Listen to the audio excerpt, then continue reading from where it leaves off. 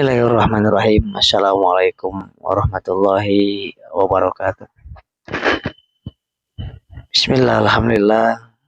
Allahumma sholli ala sayyidina Muhammad wa ala alihi wa sahbihi ajmain. Asyhadu an la ilaha illallah wa asyhadu anna Muhammadan abduhu wa rasuluh. A'udzu billahi minasy syaithanir rajim. Bismillahirrahmanirrahim.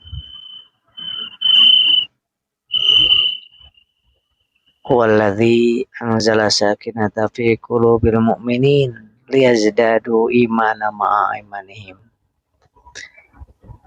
Alhamdulillah, kita bersyukur kepada Allah Subhanahu wa taala.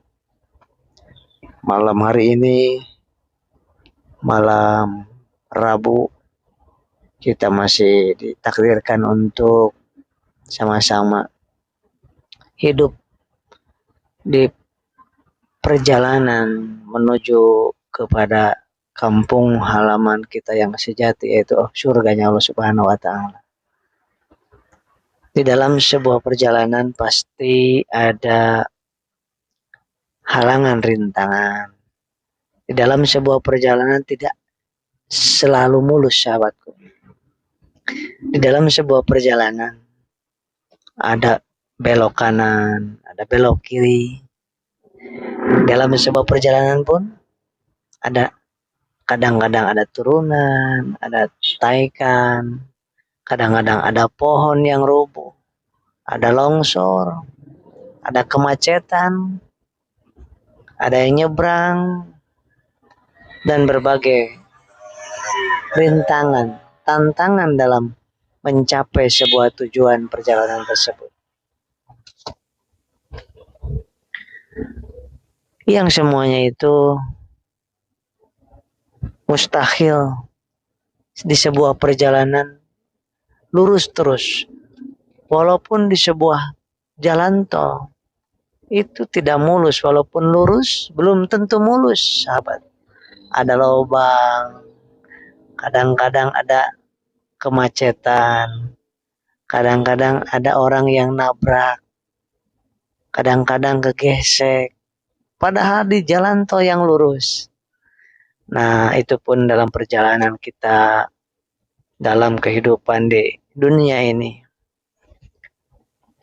Tidak selalu sama dengan apa yang kita harapkan. Bahkan yang paling sering terjadi, yang tidak kita harapkan terjadi.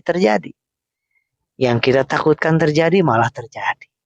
Yang diinginkan terjadi malah tidak terjadi. Yang kita kejar-kejar malah menjauh. Yang tidak kita kejar malah mendekat. Itulah kehidupan, perjalanan dalam mencapai kehidupan yang hakiki, yaitu di surga kelak. Saat ini perjalanan malam dari Bandung ke Banjar Patroman juga sebuah pelajaran dan atau ibroh yang menunjukkan perjalanan ini ada yang dituju, yaitu Banjar Patroman, tempatnya orang tua saya. Dan pasti akan senang bahagia bertemu dengan orang yang dicintai, yaitu orang tua saya. Bagaimanapun kondisinya pasti menyenangkan, membahagiakan. Yang lama gak jumpa, yang orang tua kita selalu mendoakan kepada kita, menelepon dari jauh, video call dari jauh. Tahu-tahu sekarang mau waktunya bertemu, mencapai perjalanan yang cukup panjang, sekitar 6-7 jam. Di malam hari, bayangkan. Nah, kita pun sama di dalam kehidupan di dunia ini. Ada yang dituju, yakni surganya, yang istana yang megah. Super istana, super luxury, yaitu surganya Allah Subhanahu wa taala. Dan akan berjumpa dengan yang maha cinta, dengan yang maha memberikan segala kehidupan dalam kehidupan ini, yang senantiasa gak pernah lupa kepada kita, zat yang betul-betul tidak pernah lalai kepada kita meskipun kita lalai, zat yang sangat perhatiannya luar biasa kepada kita meskipun kita gak pernah perhatian kepada haknya Allah. Dialah siapa? Zat yang maha agung tersebut. Dialah Allah Subhanahu wa taala. kita akan berjumpa dengan Allah Subhanahu wa taala di tempat yang sudah Allah sediakan, yaitu surganya Allah Subhanahu wa taala. Ketemu dengan orang tua saja kita sudah bahagia luar biasa. Belum ketemu kita udah senang, nggak terasa jalan yang panjang, gelap, kemudian malam-malam ada rintangan, tantangan, tidak menjadi sebab kemudian kita berhenti, kemudian kita balik lagi, tidak, lanjut. Nah, itu kita mau menjumpai orang tua kita. Bagaimana kita mau menjumpai Allah Subhanahu wa taala? Apakah kita layak untuk mendapatkan kebahagiaan ketika berjumpa? Tergantung amal-amal kita di dunia ini, sahabatku. Bukan rintangan, Pak. Sahabat-sahabat, bukan hambatan, tapi tantangan. Nah, apapun yang kita temui dalam kehidupan kita, katakan itu tantangan. Bukan hambatan. Kalau hambatan membuat kita kembali, membuat kita belok kanan, maju jalan, membuat kita mengeluh, itu namanya hambatan. Macet bukan hambatan, tapi tantangan atau rintangan yang meski kita sabarin. Kemudian apapun yang terjadi di perjalanan, itu tantangan, rintangan. Begitupun dalam kehidupan kita. Ada yang namanya tantangan, rintangan, bentuknya rumah tangga, bentuknya anak, bentuknya penyakit, bentuknya ekonomi, bentuknya pekerjaan, ya. Berbagai macam, itulah tantangan dan rintangan, bukan hambatan. Jadi jangan mengeluh, sahabat. Jangan mengeluh. Nikmati, syukuri, ridho, rela we. Karena semuanya udah ditentukan oleh Allah. Semuanya udah diurus, udah ditakdirkan, udah dicatat oleh Allah.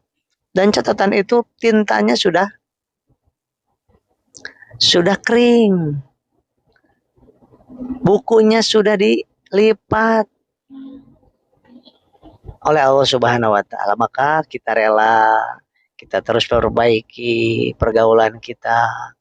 Tugas kita itu perbaiki ilmu kita, tambahin ilmunya agar betul-betul kita bisa memperbaiki iman kita dan supaya kita bisa kuat, kokoh dalam menjalani kehidupan kita di perjalanan kita ini. Nah, perjalanan kita panjang, sahabatku, di dunia.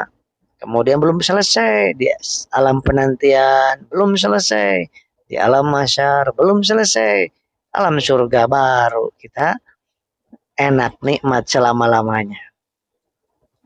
Sahabatku yang dimuliakan Allah Subhanahu wa taala, mari kita sama-sama untuk bersolawat kepada baginda yang mulia Rasulullah sallallahu alaihi wasallam. Yang mudah-mudahan dengan sholawat ini kita sama-sama diberikan kekuatan dalam segenap ujian yang menimpa diri kita. Allah sayang banget ke kita, Allah cinta banget ke kita, Allah sangat perhatian banget ke kita, sehingga kita diingetin terus oleh Allah. Setiap kita berlaku maksiat, kita diingetin oleh Allah dengan sakit, dengan nabrak, dengan apa saja yang menyakitkan, kayak dengan disakiti orang. Itu adalah cara Allah mengingatkan kita. Karena kita sering lupa dan lalai, sering kita meninggalkan perintah Allah, sering kita kufur nikmat, sering kita mengeluh, kurang perhatian ke orang tua, maka Allah ingatkan kita. Kurang tanggung jawab kepada keluarga, sehingga Allah ingatkan kita.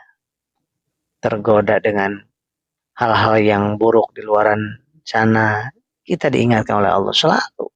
Kalau Allah nggak perhatian ke kita, dibiarkan kita mau maksiat kayak, mau mabuk, mau judi, mau apapun dibiarkan oleh Allah. Kalau Allah tidak sayang kepada kita, nggak bakal dikasih sakit kita, nggak bakal dikasih kesulitan hidup kita. Nah, kesulitan hidup kita itu cara Allah untuk supaya kita semakin dekat kepada Allah. Mari kita bersolawat yang sedang sakit, yang sedang gundah gelisah, yang sedang kacau pikirannya. yang sedang gelap hatinya, yang sedang kurang nyaman jiwanya, sedang terpuruk, gak usah khawatir. Allah maha dekat, Allah maha baik. Allah selalu membuka jalan kepada kita supaya kita memperbaiki diri. Allah nggak pernah melihat masa lalu kita. Yang Allah lihat adalah hari ini, malam ini ke depan, apakah kita mau bertobat atau tidak. Yuk kita perbaiki. Sholawat ini mudah-mudahan menjadi asbab kita dan banyak orang, siapapun yang menyebarluaskan video ini, menjadi asbab hidayah bagi banyak orang.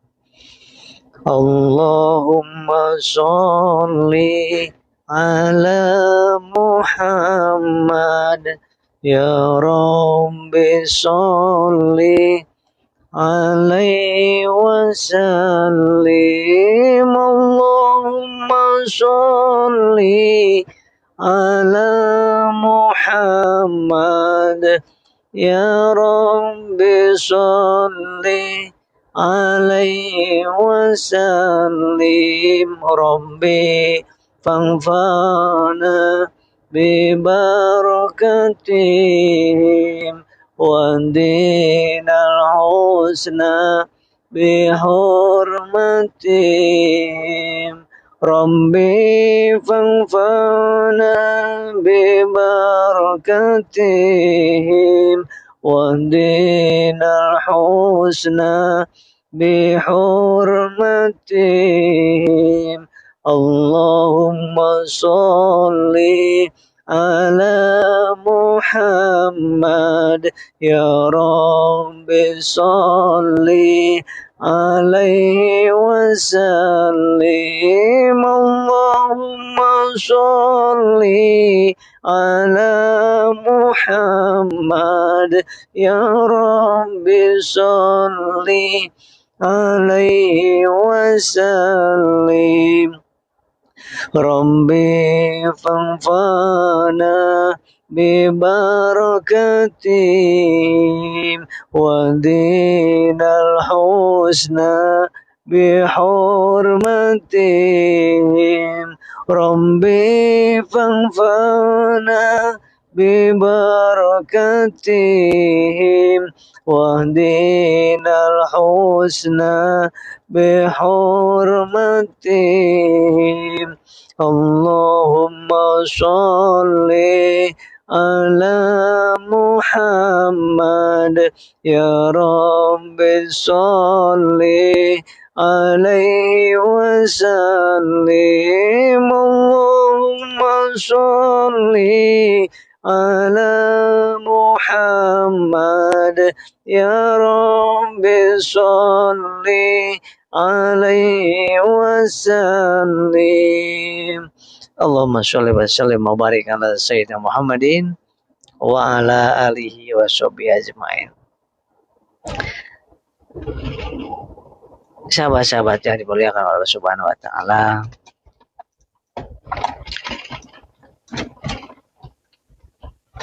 jangan pernah kita merasakan punya ini, punya itu adalah hasil jerih payah kita.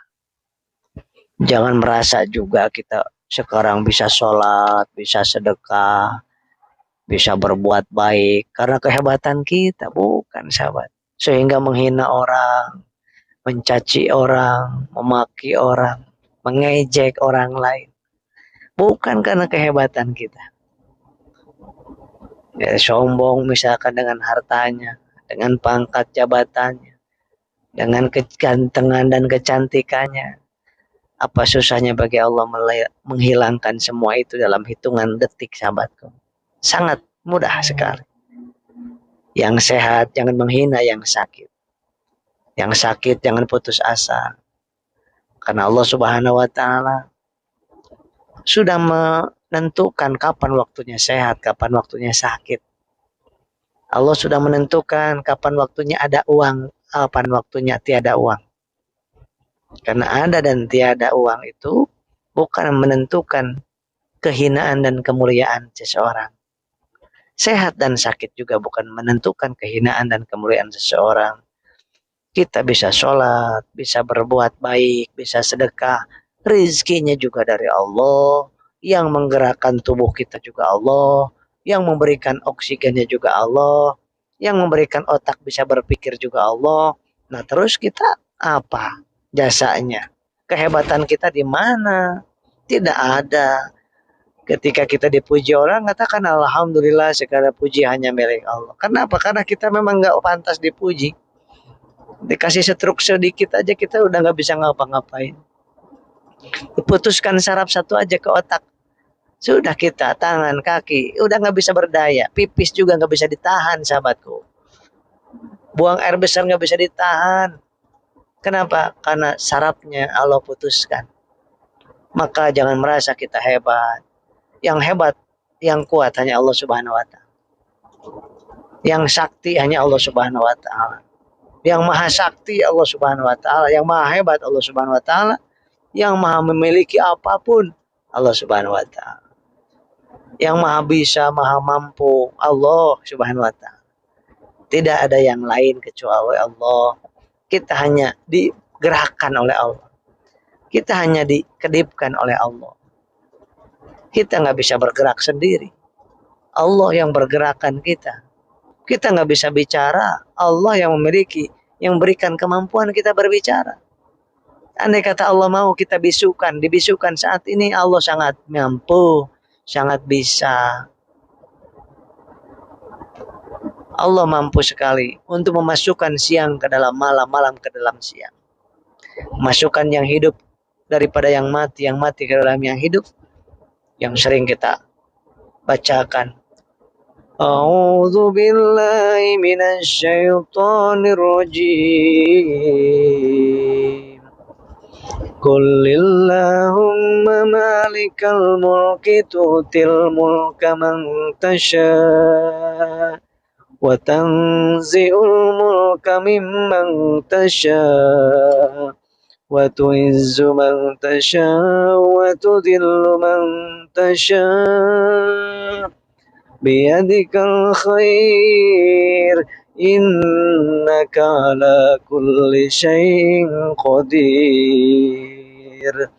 tulijul laila fin nahari wa tulijun nahara fil lail wa tukhrijul hayya minal mayyiti wa tukhrijul mayyita minal hayy wa tarzuqu man tasya'u bighairi hisab. Shadaqallahul azim. Allah yang maha penguasa, maha raja Allah Subhanahu wa Ta'ala.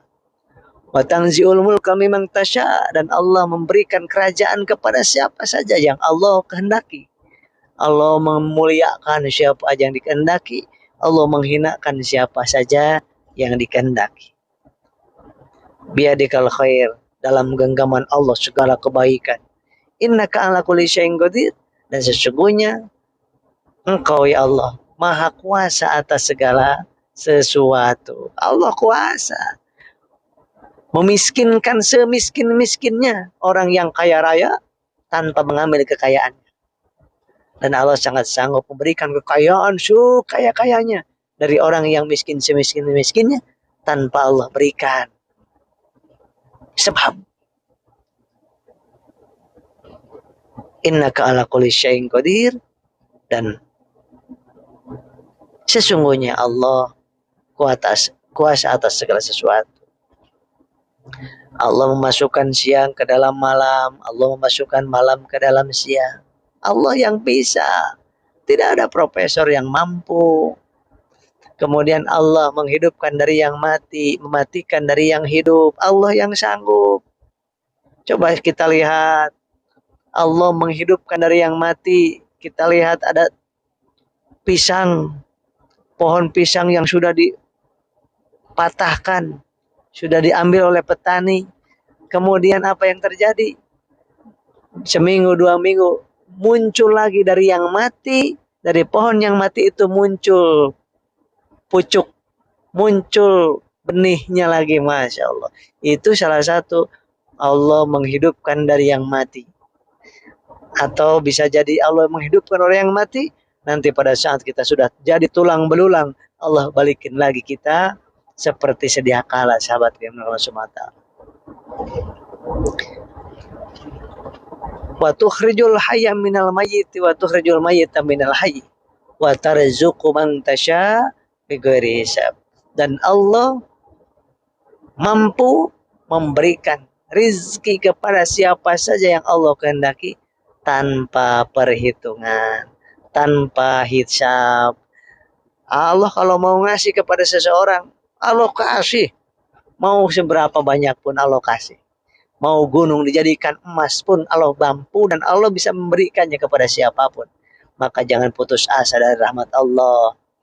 Orang kaya itu bukan karena dia hebat, tapi Allah menghendaki kekayaan kepada dia. Meskipun dia tidak kerja, Allah kalau mau, Allah berikan, sahabatku. Tapi kita wajib ikhtiar.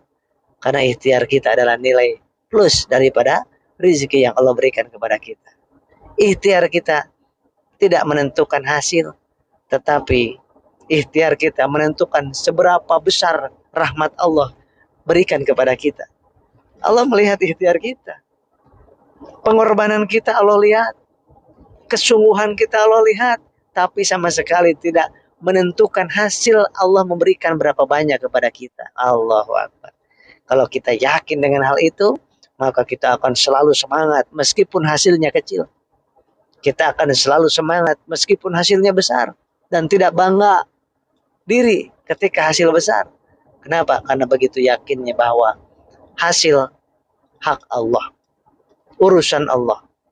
Ikhtiar urusan kita.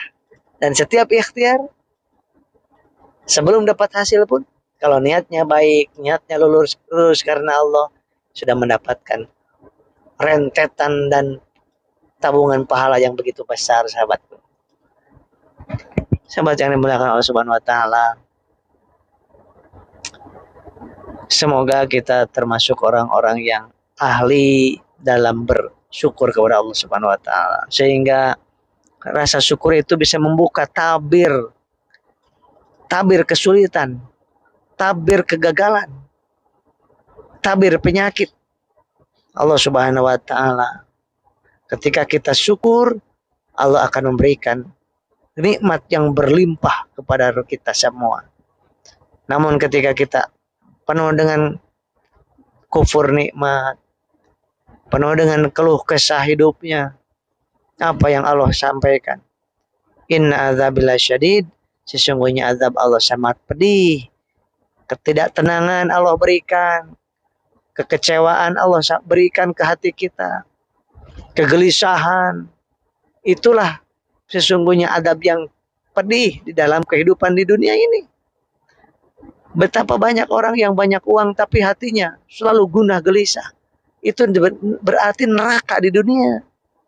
Berapa banyak orang yang sehat tubuhnya tapi hatinya penuh dengan kegelisahan, kecemasan. Kenapa? Itu Allah sudah memberikan neraka di dunia ini. Jadi neraka di dunia ini, kegelisahan, kegundahan dalam kondisi apapun, gundah saja, gelisah saja, marah, emosional terus. Itulah neraka di dunia, sahabat. Siapa yang diberikan surga di dunia ini? Orang yang senantiasa tenang, senyum, bersyukur, rela, ridho, sabar, ikhlas, dan senantiasa merasakan Allah dekat di dalam batinnya, tidak pernah merasa jauh dari Allah. Itulah orang yang diberikan surga di dunia ini. Jadi arti surga itu adalah ketentraman dan kebahagiaan. Maka jangan tidak ragu lagi, tidak heran lagi kalau ulama besar mengatakan orang yang bakalan menjadi penghuni surga nanti di akhirat sudah kelihatan di dunianya, udah diberikan surga di dunia. Wah, luar biasa. Bagaimana? Diberikan sakit tetap bahagia sambil ikhtiar. Diberikan sehat lebih bahagia sambil ikhtiar dan bersyukur.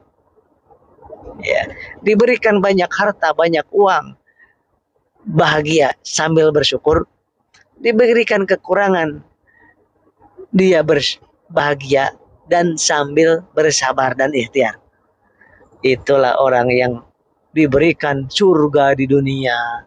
Orang yang akan diberikan surga di akhirat, nampak di dunianya juga senantiasa bersinar wajahnya. Akibat dari hatinya selalu bahagia, selalu ingat Allah. Sehingga kita selalu mengatakan, Allahumma aina ala zikrika wa syukrika wa husni ibadatik. Baik sahabat, demikian yang bisa saya sampaikan. Mudah-mudahan bisa menjadi siraman rohani bagi siapa saja yang sedang gersang hatinya, terutama bagi yang sedang bicara ini. Ya, saya bicara untuk menasihati diri pribadi saya sesungguhnya. Untuk menyepret diri pribadi saya sebenarnya. Untuk mengingatkan diri saya pribadi sebenarnya. Tapi andai kata ada yang merasa manfaat kata-kata saya ini, itu adalah karunia dari Allah Subhanahu wa taala. Dan Allah yang memberikan hidayah. Dan siapapun yang menyebarluaskan video ini, kemudian menjadi sebab berubahnya orang, menjadi jutaan orang mendapatkan hidayah dari Allah, maka berbahagialah. Mudah-mudahan menjadi penyebab kita dicintai Allah, disayangi Allah, sehingga selamat dunia, selamat akhirat, dan bisa berkumpul di surga kelak. Assalamualaikum warahmatullahi wabarakatuh.